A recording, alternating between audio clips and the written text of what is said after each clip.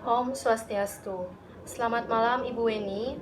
Kami dari kelompok 7 akan menyajikan materi akuntansi keperilakuan mengenai aspek keperilakuan pada pengambilan keputusan dan para pengambil keputusan. Sebelum kami masuk materi, kami akan memperkenalkan diri. Saya Kusuma Dewi absen 7, kemudian ada Prastika Ayunia Dewi absen 10, kemudian ada Ayu Kurniawati absen 22, kemudian ada Elis Rianti absen 23, dan yang terakhir ada Disi Sintia Dewi absen 37. Pada materi aspek keperilakuan pada pengambilan keputusan dan para pengambil keputusan terdapat 3 subpokok bahasan. Yang pertama, proses dan pengambilan keputusan dalam organisasi. Yang kedua, peran kepribadian dan gaya kognitif dalam pengambilan keputusan. Kemudian yang ketiga, ada peran informasi akuntansi dalam pengambilan keputusan. Kita masuk ke materi yang pertama, yaitu proses dan pengambilan keputusan dalam organisasi. Dalam organisasi, pengambilan keputusan biasanya didefinisikan sebagai proses memilih di antara berbagai alternatif tindakan yang berdampak pada masa depan. Proses pengambilan keputusan dapat dijabarkan dalam langkah-langkah yang berurutan, yaitu pertama, pengenalan dan pendefinisian atas suatu masalah atau suatu peluang. Kemudian yang kedua, pencarian atas tindakan alternatif dan kualifikasi atas konsekuensinya. Yang ketiga, pemilihan alternatif yang optimal atau memuaskan. Yang keempat, penerapan dan tindak lanjut. Kemudian, motif kesadaran sangat penting dalam proses pengambilan keputusan karena merupakan sumber dari proses berpikir. Dua faktor penting dari motif kesadaran dalam konteks pengambilan keputusan yaitu yang pertama, keinginan akan kestabilan atau kepastian. Yang kedua, keinginan akan kompleksitas dan keragaman. Dengan menggunakan dimensi-dimensi kompleksitas dan kemampuan untuk membuat prediksi, para ahli psikologi telah mengembangkan 4 jenis model keputusan. Yang pertama, model keputusan yang diprogram secara sederhana. Model ini ditandai dengan aturan-aturan prediksi yang tidak kompleks, yang ditetapkan oleh orang lain yang bukan si pengambil keputusan. Yang kedua, model keputusan yang tidak diprogram secara sederhana. Pada model ini, apapun akan terlihat baik pada saat itu bagi si pengambil keputusan yang langsung memilih alternatif tersebut. Yang ketiga, model keputusan yang diprogram secara kompleks.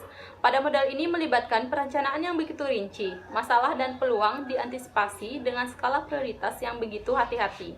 Yang keempat yaitu model keputusan tidak diprogram secara kompleks. Model ini memiliki ciri khas yaitu partisipasi yang terus-menerus dari semua orang yang terlibat untuk memaksimalkan perolehan informasi dan koordinasi. Baik, saya lanjutkan dengan materi pengambil keputusan organisasi. Perusahaan sebagai unit pengambilan keputusan. Suatu perusahaan dapat dianggap sebagai unit pengambilan keputusan yang serupa dalam banyak hal dengan seorang individu. Untuk mengatasi kelebihan beban dalam pengambilan keputusan, organisasi mengembangkan prosedur operasi standar, yang formal atau tidak formal untuk masalah-masalah yang berulang.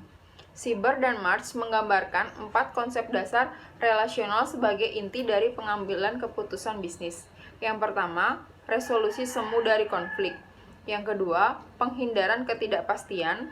Yang ketiga, pencarian masalah. Dan yang terakhir, pembelajaran organisasional. Selanjutnya yaitu peran kepribadian dan gaya kognitif dalam pengambilan keputusan. Perbedaan psikologis individu dapat dibagi menjadi 2 kategori, yaitu kepribadian dan gaya kognitif. Kepribadian mengacu pada sikap atau keyakinan individu, sementara gaya kognitif mengacu pada cara atau metode dengan mana seseorang menerima, menyimpan, memproses, serta meneruskan informasi. Dalam suatu situasi pengambilan keputusan, kepribadian dan gaya kognitif saling berinteraksi dan mempengaruhi, mengubah atau mengurangi dampak dari informasi akuntansi. Selanjutnya yaitu peran informasi akuntansi dalam pengambilan keputusan.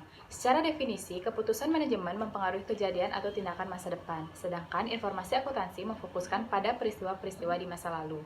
Tidak dengan sendirinya dapat mengubah kejadian atau dampaknya, kecuali jika hal itu dilakukan melalui proses pengambilan keputusan dengan mana kejadian masa depan beserta konsekuensinya ditentukan. Yang pertama, akuntansi dapat berfungsi sebagai stimuli. Yang kedua, informasi akuntansi memainkan peran yang lebih penting dalam keputusan jangka pendek dibandingkan dalam keputusan yang melibatkan konsekuensi jangka panjang. Dan yang ketiga, informasi akuntansi adalah salah satu input dalam model pengambilan keputusan. Brand 1981 mengelompokkan pengambilan keputusan ke dalam 3 kelompok.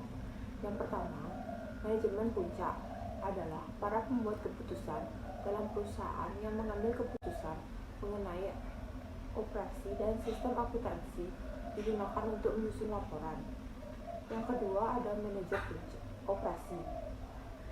Adalah para pengambil keputusan dalam perusahaan yang hanya dapat membuat keputusan mengenai operasi saja. Yang ketiga ada mereka yang berada di luar perusahaan, yaitu membuat keputusan mengenai perusahaan tersebut yang dapat mempengaruhi lingkungan operasinya tetapi tidak memiliki kendali langsung atas perusahaan atau aktivitas apapun yang dilakukan. Faktor yang mempengaruhi tingkat penyesuaian dapat dibagi menjadi dua. Yang pertama, umpan balik. Yang kedua, prestasi fungsional.